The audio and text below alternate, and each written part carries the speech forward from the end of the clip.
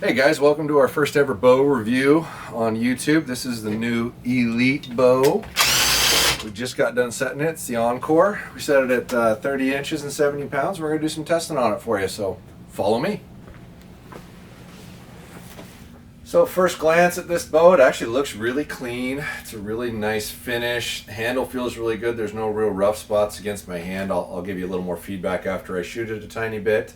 It does have dual mounting positions for your sight, so you can mount your sight a little lower, a little higher based off of how long your draw length is and how high your peep sight is. It does have a bit of an adjustable wheeling position here, so you can bring your cables in or out a little bit, change your wheel manipulation with that. Also has a limb pocket adjustment.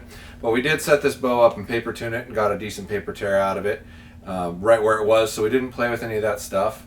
It does have pivoting modules, so you do have the ability to change the length relatively easily without a bow press. Looks like they lined it up pretty good to where you wouldn't run into that problem. It is a full binary system, so there's no yokes. Other than that, we did weigh and check a couple of things based off the factory specs. According to the factory, this is a 33-inch axle-to-axle bow, and it was exactly at 33 inches.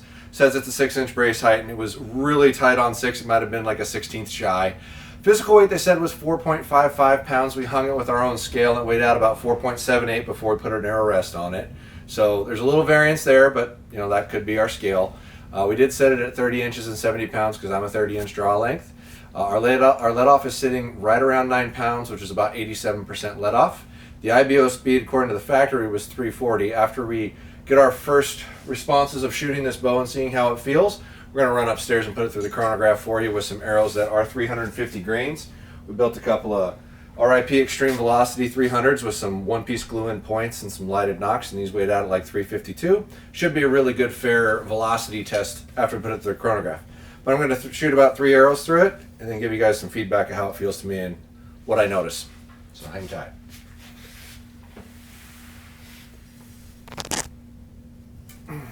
It's got a pretty good hump in the back end of it. It's got a pretty deep valley. A lot of let off. I can sit there and almost feels like I got to push it forward, which feels really good, but it's going to be a little harder to hold steady over time because you're not holding very much weight. A little bit of vibration in the hand, not a lot. Nothing loud. Just you feel when you fire it, if you put your hand around it, you'll feel the riser flex forward a little bit when you fire it. Not all bows do that, but some of them do. All in all, it seemed pretty quiet. I know you probably can't tell on the audio, but it's actually a pretty darn quiet bow. Doesn't feel real torquey at all for a 6-inch brace height bow. Handle's real nice, really easy to hold, exactly the same. Yeah, same thing. There's a little bit of felt reverb and vibration. Granted, a stabilizer would probably eliminate that, so it's nothing that would, deter me from using the bow, but we're trying to be as fair with these comparisons as we can, and that's what we're feeling before we start to put any other parts on it other than just an arrow rest and a loop so we can tune it. Yeah, it does have quite a bit of hump in the back end. It's not horrible, but it just feels like it takes a little bit extra to get it over the back in the draw cycle. Now, it might not feel that way to everybody, but for a 30-inch draw length guy, I'm near the far range of this bow as far as what its draw length does. And most bows, when you max out their draw length or get close to their max out in their draw length, you're going to feel a bit of a hump, so it's going to feel like it's a little harder to break over the back end. So that's enough shots for me to get an idea how the handle feels. Hang tight 1 second. We're going to run upstairs and shoot this to the chronograph and give you what the actual speed we got out of this bow is at 30 inches, at 70 pounds, with a 352 grain arrow. Let's go. All right, guys, we're up in the lab with the chronograph. We're going to shoot through it 3 times and take an average for you.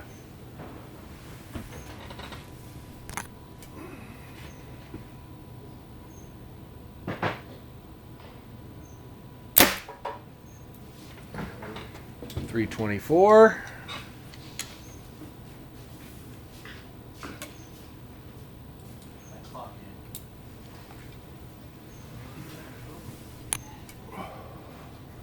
After I hit that arrow, I'm going to smack it.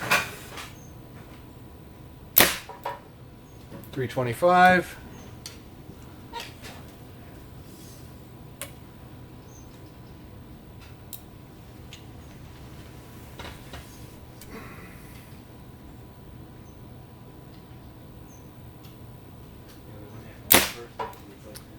325. So that's about 15 feet slower than the manufacturer stated its velocity was. Now granted, that's just how they sent it to us. We didn't do any super tweaking, just got a relatively good paper tear and shot it at 5 grains a pound at 30 inches. So that should really be faster than that, but that's what it came out at, and that's a real world test with real world equipment. So all in all, I think the bow's a pretty nice bow. It does seem a little slow for a 6-inch brace height bow with those specs, but pretty nice feeling overall. So check one out. If you get an opportunity, go down to your local shop. Feel free to look us up at podiumarcher.com. We sell equipment everywhere into the country. If we're allowed to ship it, we ship it. And everything at $100 or more is free shipping. So check it out. But look back at us more for more reviews. We're going to have the PSE Evo Evil up next as quick as we can. Thanks for checking us out.